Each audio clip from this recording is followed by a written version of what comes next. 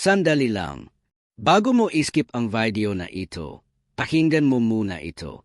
Ang lalaking ito ay nagwawalis ng sahig, nagdadala ng basura, at nagliligpit ng opisina tuwing gabi, habang ang mga opisyal at executive sa perehong gusali ay kumukuha ng milyon-milyong piso bawat buwan. Ngunit may isang bagay na hindi nila alam. Habang nag-aayos siya ng mga upuan pagkatapos ng malalaking meeting, naririnig niya ang lahat at naunawaan ang lahat sa siyam na wika: Filipino, English, Hapon, Mandarin, Koreano, Arabi, Francis, Aleman, Espanyol, at wala kahit isang tao sa opisinang iyon ang nagtanong kung sino talaga siya. Dahil janitor lang siya, o iyon ang akala nila. Ang kwentong ito ay hindi kathang-isip. Ito ay ang buhay ni Andres, isang lalaki na pinili ang katahimikan kaysa sa pagpapalaki ng sarili, na pinili ang paglilingkod kaysa sa pagmamalaki, at na natuklasan ng mundo sa pinaka-hindi inaasahang paraan. At kung titingnan mo ang kanyang kwento hanggang sa katapusan, maunawaan mo kung bakit ang pinakamakapangyarihang tao sa silid ay hindi palagi ang nakaupo sa mesa. Minsan, siya yung nagpupunas ng mesa pagkatapos umalis ng lahat. Ipinanganak si Andres sa isang maliit na bayan sa Leyte. Ang kanyang pamilya ay mahirap. Hindi yung uri ng kahirapan na sinasabi ng mga tao para humingi ng simpatiya, kundi yung tunay na kahirapan kung saan may mga araw na walang ulam maliban sa asin at kanin. Ang kanyang ama ay mangingisda. Ang kanyang ina ay nagtatahi ng damit para sa mga kapitbahay para kumita ng kaunting pera. Sila ay 6 na magkakapatid at si Andres ang panganay.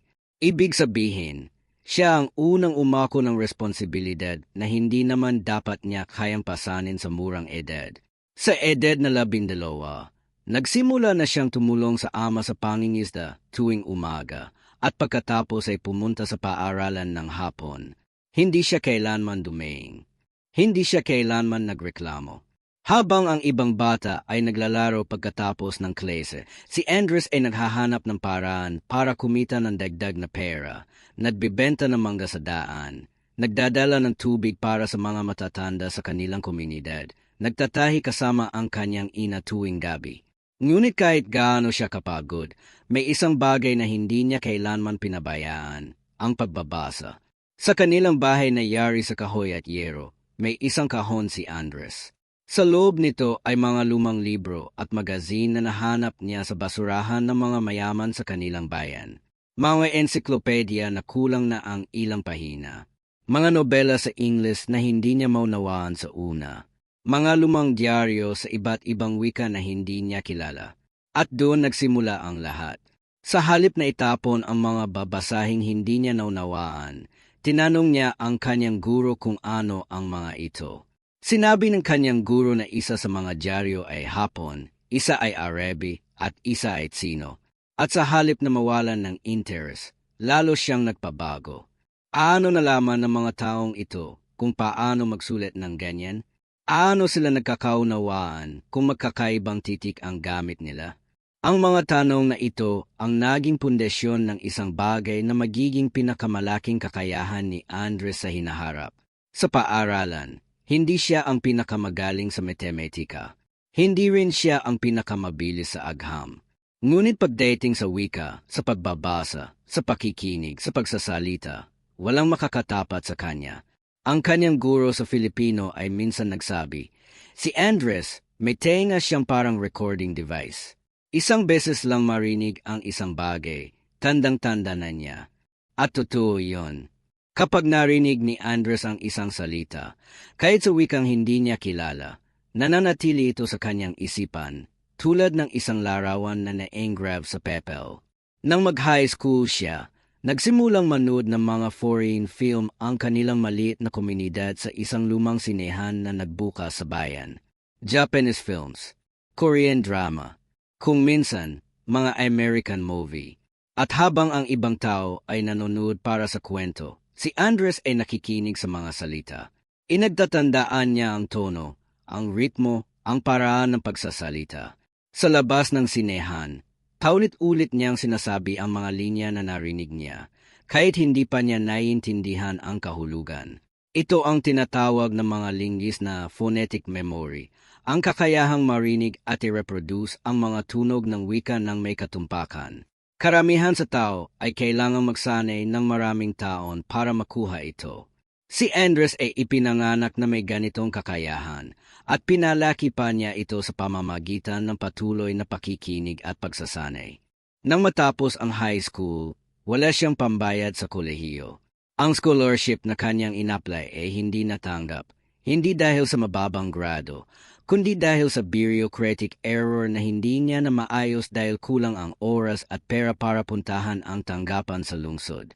Ang ganitong uri ng kawalan ng hustisya, kung saan ang sistema mismo ang pumipigil sa mga talentadong tao na umangat, ay isang katotohanan na naranasan ng milyon-milyong Pilipino.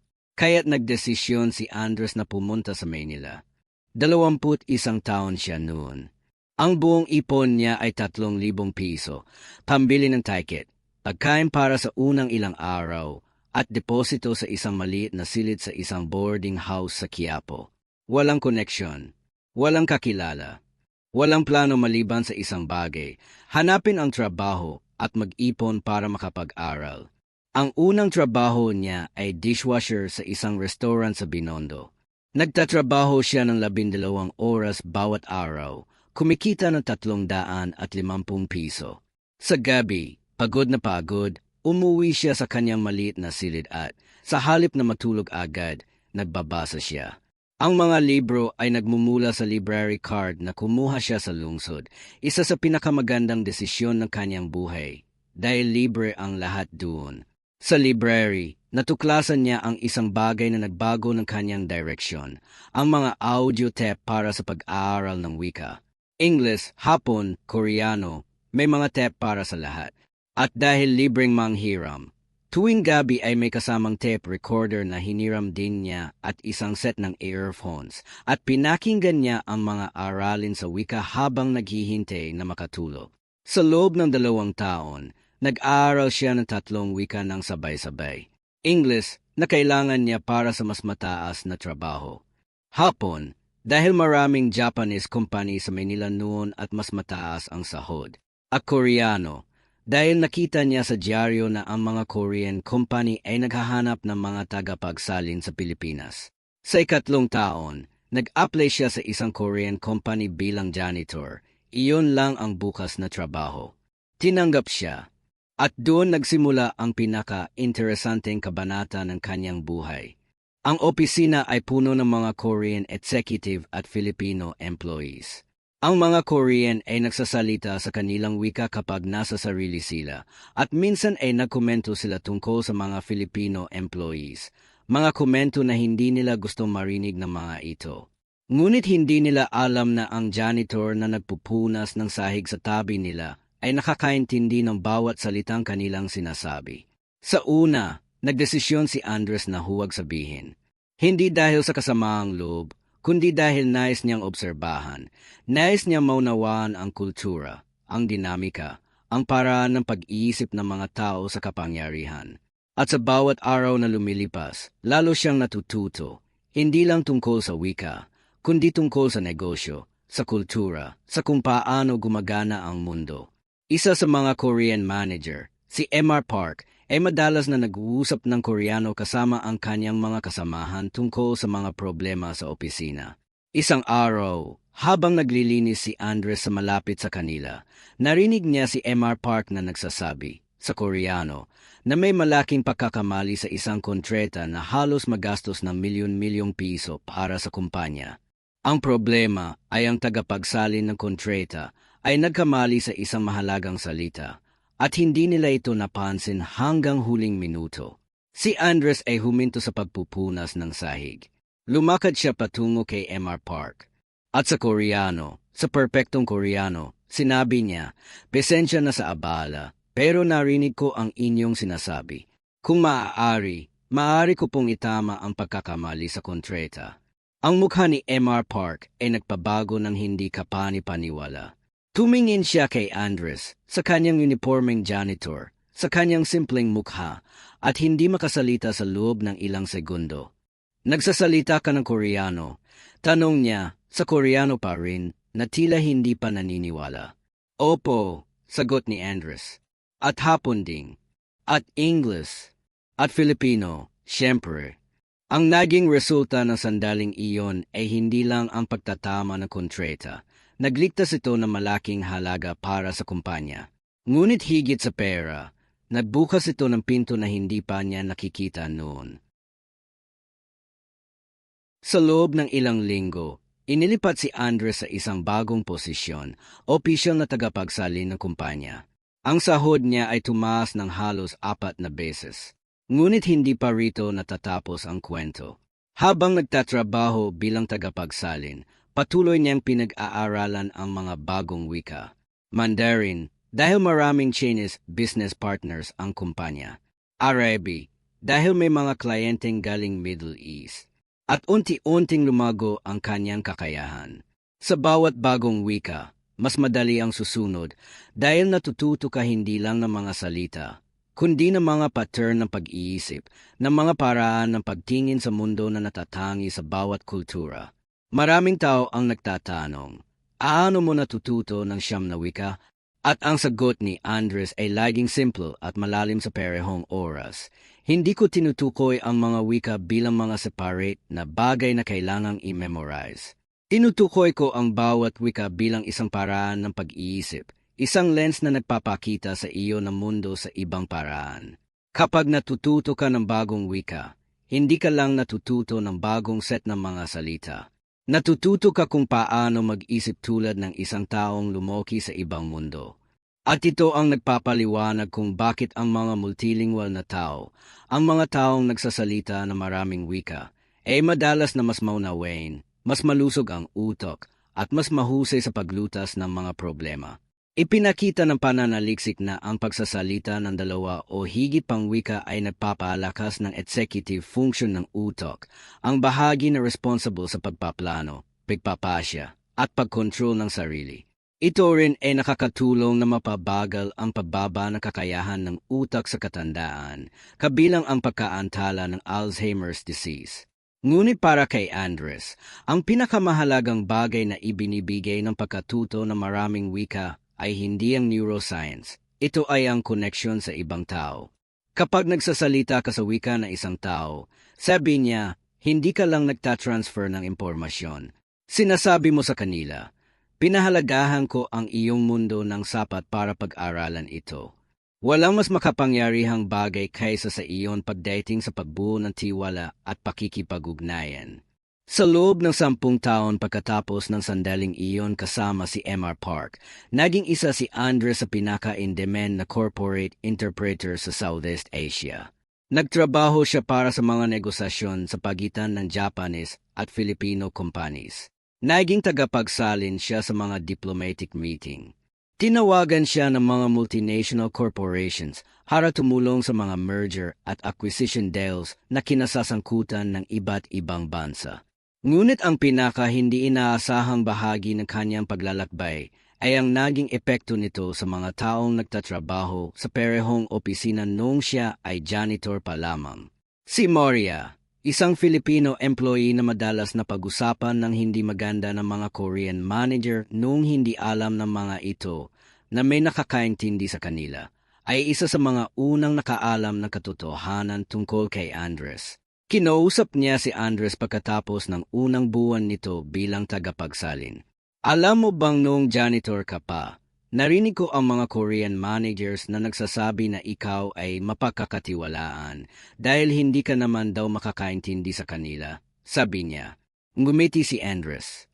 Sabi niya, at dahil doon, mas marami akong natutunan tungkol sa kanila kaysa sa kahit sino sa opisinang ito. Ang kwentong ito ay hindi lang tungkol sa isang lalaking natuto ng 9 na wika. Ito ay tungkol sa isang mas malalim na katotohanan.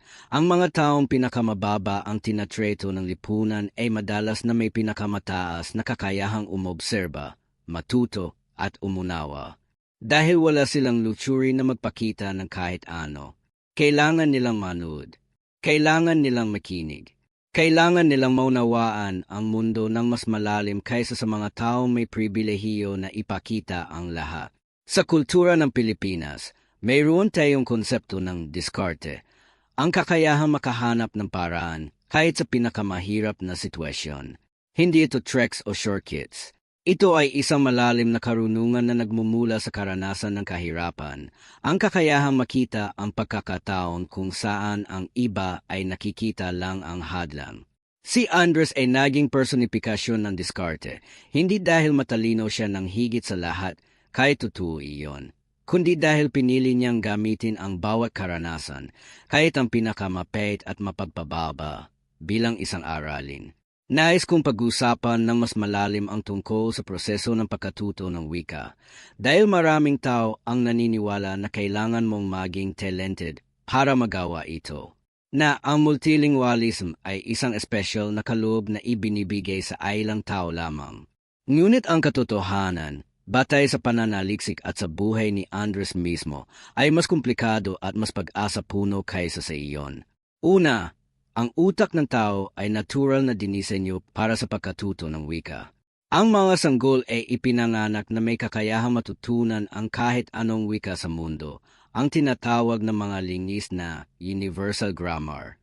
Sa unang ilang taon ng buhay, ang utok ay tulad ng isang espongha na sumasipsip ng mga tunog, pattern, at istruktura ng wika ng walang kahirap-hirap. Habang lumalaki tayo, nararamdaman nating mas mahirap matuto ng bagong wika. Ngunit ito ay hindi dahil nawawala ang kakayahan. Ito ay dahil nagiging mas selektibo ang utok. Tinutukoy ang mga pattern na mahahalagang matutunan batay sa kung ano ang narinig nito sa kapaligiran. Ang susi sa pagkatuto ng bagong wika bilang isang matanda ay ang muling ma-activate ang katulad ng mode ng sanggol, ang kakayahang makinig ng walang judgment, na huwag matakot na magkamali, at nahayaan ang sarili mong maging ignorante bago maging marunong. Ito ang pinakamahirap na bahagi para sa karamihan sa atin dahil bilang mga matatanda, takot tayo sa pagkakamali at sa pagtingin ng iba sa atin bilang ignorante. Si Andres ay walang ganitong takot. Hindi dahil siya ay may special na personalidad, kundi dahil ang kahirapan ay nagturo sa kanya na ang pride ay isang luxury na hindi niya kayang bilhin. Mas mahalaga para sa kanya ang matuto kaysa sa magmukhang marunong. At iyon ang pagkakaiba. Pangalawa, ang pagkatuto ng wika ay hindi lamang tungkol sa memorization ng mga salita at grammar rules. Ito ay tungkol sa immersion, sa paglalagay ng iyong sarili sa kapaligiran kung saan ginagamit ang wika sa tunay na konteksto. Ito ang dahilan kung bakit ang mga taong lumago bilang bilingual ay madalas na mas natural ang pagsasalita kaysa sa mga nag-aral ng wika sa class lamang. Ang utok ay natututo mula sa konteksto, mula sa emosyon, mula sa sitwasyon, mula sa mga totoong pakikipag-ugnayan. Para kay Andres, ang opisina ay naging kanyang immersion environment. Hindi siya nag-enroll sa mga kursong Koreano. Hindi siya bumili ng mga expensive na textbook. Inakinggan niya ang mga totoong pag-uusap, inagmasdan ang mga totoong sitwasyon, at ginamit ang kanyang natural na kakayahan sa pagtutugma ng pattern para unting-unting maunawaan ang wika mula sa loob palabas. Ang atlo, at ito ang bahagi na madalas hindi sinasabi sa mga self-help books tungkol sa pagkatuto ng wika, kailangan ng dahilan. Hindi isang abstract na dahilan tulad ng gusto kong maging multilingual o maganda sa resume. Kailangan ng isang konkretong, emosyonal na dahilan na may sapat na lakas para i-push ka kahit mahirap na ang lahat. Para kay Andres, ang dahilan ay simple. Ang bawat bagong wikang natutunan niya ay nagbubukas ng bagong pinto. Hindi metaphorical, literal. Ang Koreano ay nagbukas ng bagong trabaho. Ang Mandarin ay nagbukas ng bagong kliyente. Ang Arabi ay nagbukas ng bagong oportunidad sa Middle East. Bawat wika ay naging susi sa isang pintong sarado para sa mga taong hindi nagsalit ng wikang iyon. Nang itanong sa kanya ng isang mamamahayag kung aling wika ang pinakamahirap niyang natutunan, sagot niya ay agad at walang alinlangan, ang Mandarin. Hindi dahil sa tono, naaral ko ang tono ng medyo mabilis. Ang pinakamahirap ay ang paraan ng pag-iisip. Sa Filipino at Ingles, ang pagkakasunod na imehe sa isipan at ang paraan ng pagpapahayag ng mga ito ay medyo katulad. Ngunit sa Mandarin, kailangan mong matuto na isipin ang mga bagay sa kompletong ibang paraan. Hindi lang iba ang mga salita, iba ang buong istruktura ng pag-iisip. At iyon ang tunay na izalang ng pagkatuto ng Mandarin. Ngunit ito rin ang dahilan kung bakit, kapag natutunan mo na ito, parang nagbukas ang isang bahagi ng iyong isipan na hindi mo alam na naroon. Ngayon, nais kong sabihin ang isang bagay na maaaring makagulat sa iyo. Isang bagay na hindi sinasabi sa karamihan ng mga motivational videos tungkol sa tagumpay at pagkamatalik ng wika at lahat ng magagandang bagay na iyon. Ang tagumpay ni Andres ay hindi nagbigay sa kanya ng kaligayahan sa unang ilang taon. Nabasa mo iyon ng tama. Nang lumipat siya mula sa janitor patungong corporate interpreter, dumaan siya sa isang napakahirap na panahon, hindi material, kundi emotional at psychological. Dahil bigla-bigla, ang mga taong dati ay tinatreto siya bilang invisible, bilang bahagi ng furniture, bilang isang tao na hindi kailangang pansinin, ay bigla nang ngayong kausap siya ng may respeto. Kinakamusta siya. Hinihiling ang kanyang opinyon.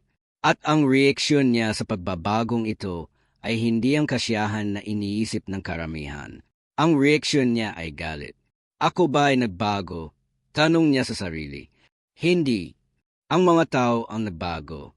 At iyan ay nagpapakita sa akin ng isang bagay tungkol sa mundo na gusto kong hindi ko alam.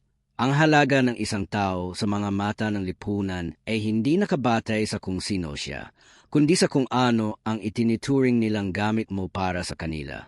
Ito ang isa sa pinakamalalim na aral na natutunan ni Andres, at ito ay isang aral na hindi matatagpuan sa kahit anong textbook o business school. Ang lipunan, sa karamihan ng pagkakataon, ay nagtatreto sa mga tao batay sa kanilang titulo at posisyon, hindi sa kanilang karakter at kakayahan.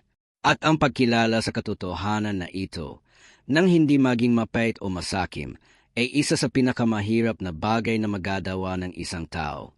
Si Andres ay gumawa ng isang desisyon sa puntong iyon. Hindi niya hahayaang ang pagbabago ng kanyang katayuan ay magbago ng kanyang pag-ugali. Patuloy siya magiging ang taong pinili niyang maging. Ang taong nakinig ng mas malakas kaysa sa nagsalita. Ang taong nag-obserba ng mas malalim kaysa sa nagpakita. Ang taong naniniwala na ang bawat tao, anuman ang kanilang trabaho o titulo, ay may sariling karunungan na naghihintay na matuklasan. At ito ang nagdala sa susunod na malaking kabanata ng kanyang buhay, ang pagiging guro. Hindi ito isang desisyong ginawa niya ng may maingat na plano. Nangyari ito ng organiko, tulad ng maraming pinakamahalagang bagay sa buhay. Isang araw, ang anak ng isa sa kanyang mga kasamahan sa opisina ay nagtanong sa kanya kung paano niya natututo ang mga wika. Inubos ni Andres ang isang oras sa pakikipag-usap sa batang ito, nagpaliwanag ng mga prinsipyo, nagbahagi ng mga pamamaraan, nagpakita ng mga simpleng ehersisyo. Pagkatapos ng isang buwan, nagbalik ang bata, nagsasalita na ng basic na Hapon.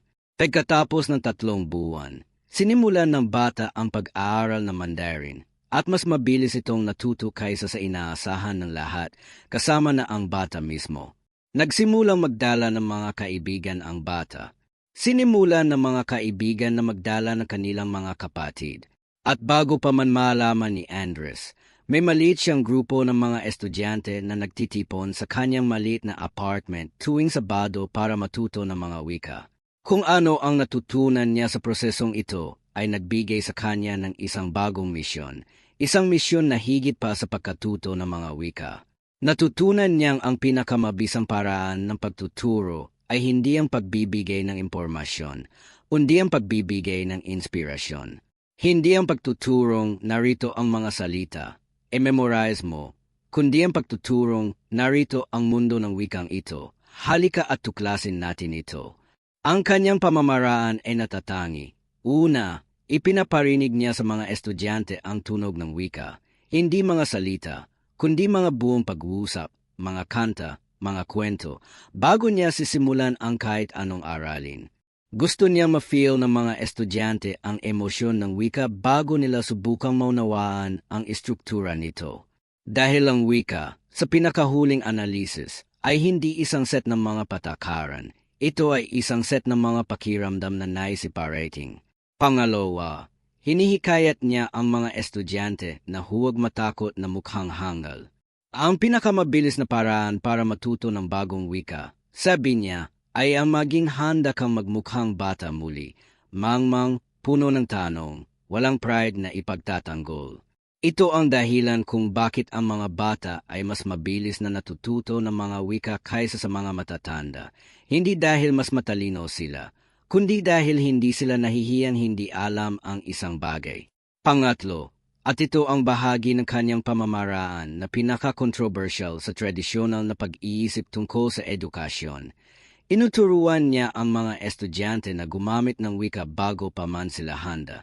Huwag kang maghintay na handa ka na. Sabi niya, walang perfect na oras para magsimulang magsalita.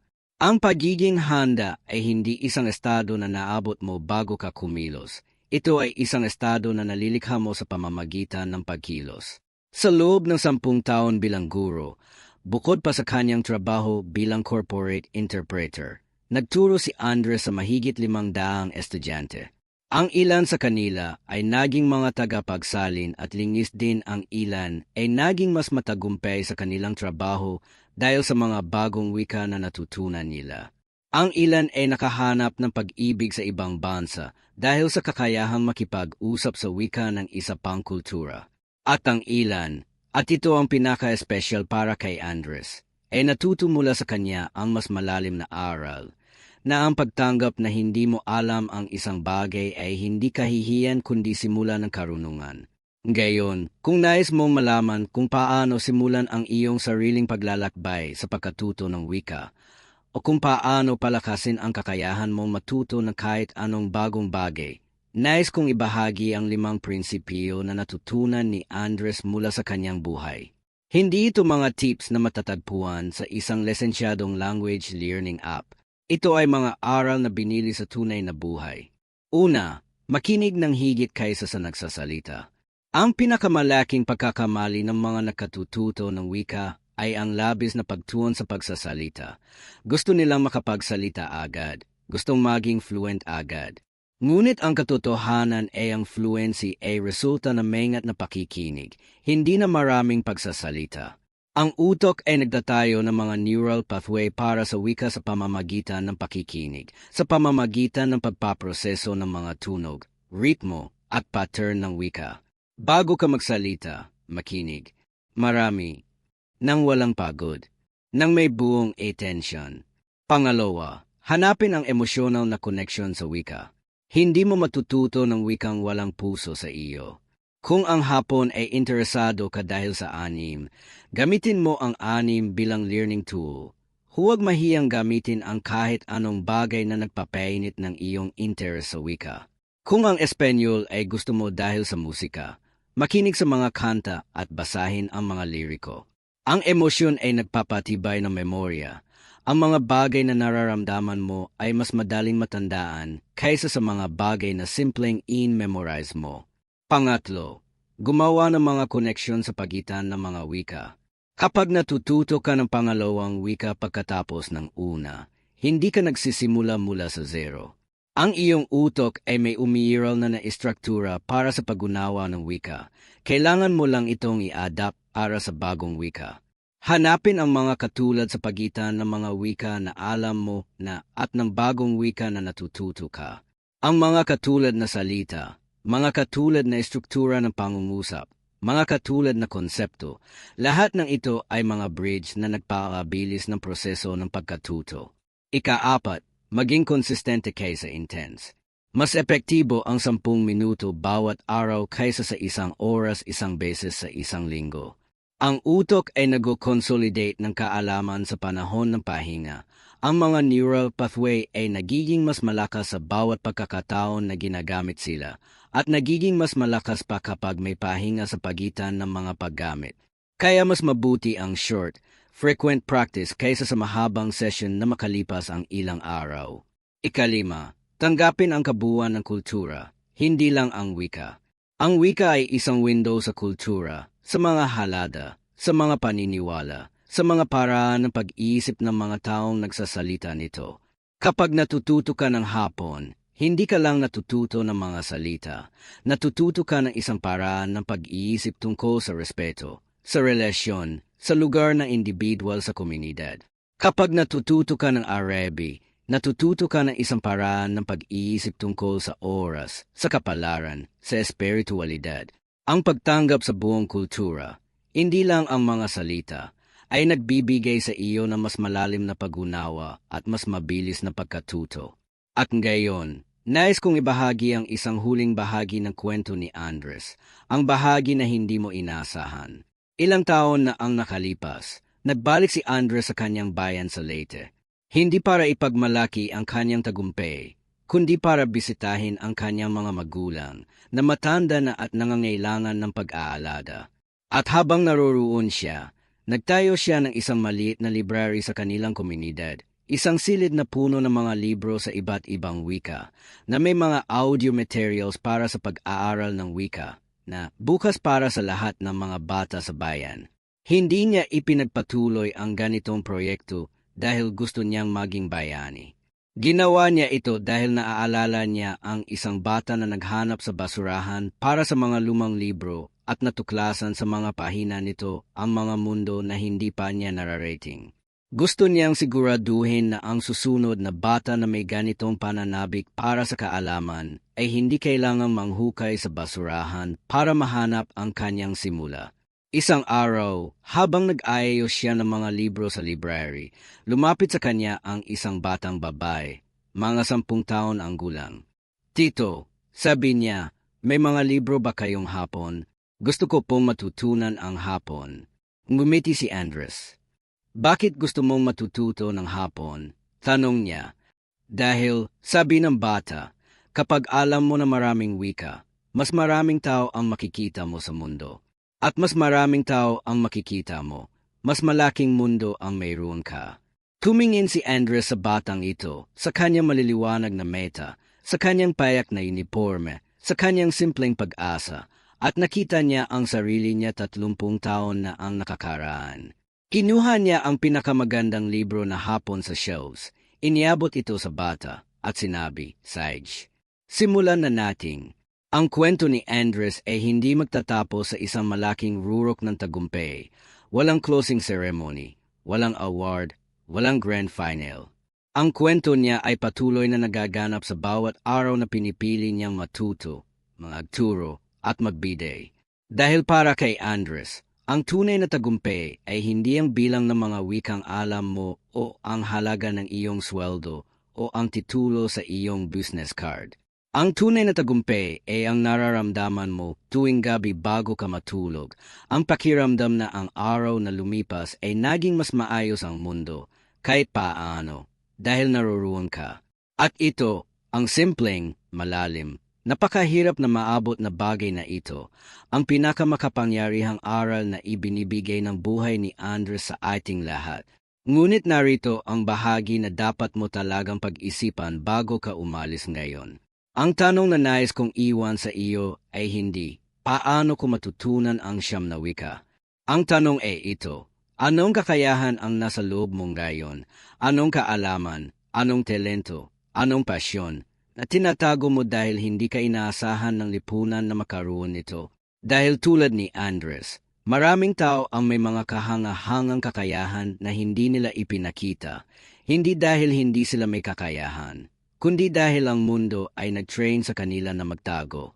Ang sistema ay nagsasabi, ikaw ay janitor. Janitor lang ang dapat mong maging. At maraming tao ang naniniwala sa sistema. Ngunit si Andres ay nagpatunay ng isang bagay na kailangan nating lahat na matandaan. Ang iyong titulo ay hindi ikaw. Ang iyong trabaho ay hindi ang hangganan ng iyong kakayahan. Ang iyong kasalukuyang kalagayan ay hindi ang katibayan ng iyong potential. Ikaw ay higit pa sa nakikita ng mundo sa iyo. At ang tanging paraan para mapatunayan ito sa iyong sarili at sa lahat ng iba ay ang patuloy na matuto, patuloy na lumago, at huwag kailanman hintuin ang pagiging interesado sa mundo na nakapaligid sa iyo. Mayroon pa akong isang bagay na nais sabihin sa iyo, Isang bagay tungkol sa susunod na video na ihahanda namin na direktang konektado sa kwento ni Andres. Ngunit hindi pa ito handa para ibahagi ngayon.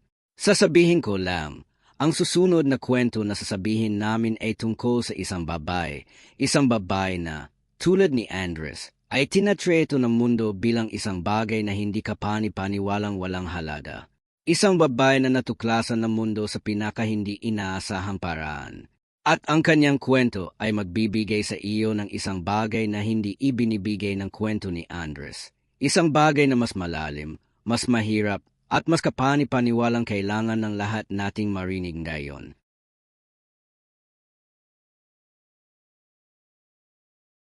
Huwag mong palampasin iyon. Sapagkat ang mga kwento tulad ng sa Andres at sa babaeng iyon ay hindi lang entertainment. Ito ay mga paalala na ang mundo ay puno ng mga tao na hindi pa natutuklasan, mga talento na hindi pa nakilala, mga kakayahan na hindi pa naipakita. At bawat kwentong tulad nito ay isang pagkakataon para mapansin ng isa sa atin, maaari ikaw, ang sariling kakayahang naghihintay na ilabas. Kung ang video na ito ay nagbigay sa iyo ng isang bagay, kahit isang idea, kahit isang inspirasyon, kahit isang tanong na hindi mo pa dati tinanong sa iyong sarili, pakiusap i-like ang video na ito at i-subscribe sa aming channel. Ang bawat like at subscribe ay nagbibigay sa amin ng kakayahang gumawa ng mas maraming kwento tulad nito, mga kwento ng mga tunay na tao na may tunay na aral para sa ating lahat. Hindi kami nandito para magbigay ng mabilis na tips o clickbait na walang substance. Nandito kami para ibahagi ang mga kwento na may lakas na magbago ng paraan ng iyong pagtingin sa mundo at sa iyong sarili. I-click ang subscribe button ngayon at i-on ang notification para hindi mo mapalampas ang susunod na video. Dahil nagtitiwala kami na ang kwentong iyon, ang kwento na darating, ay isa sa mga kwentong hindi mo malilimutan.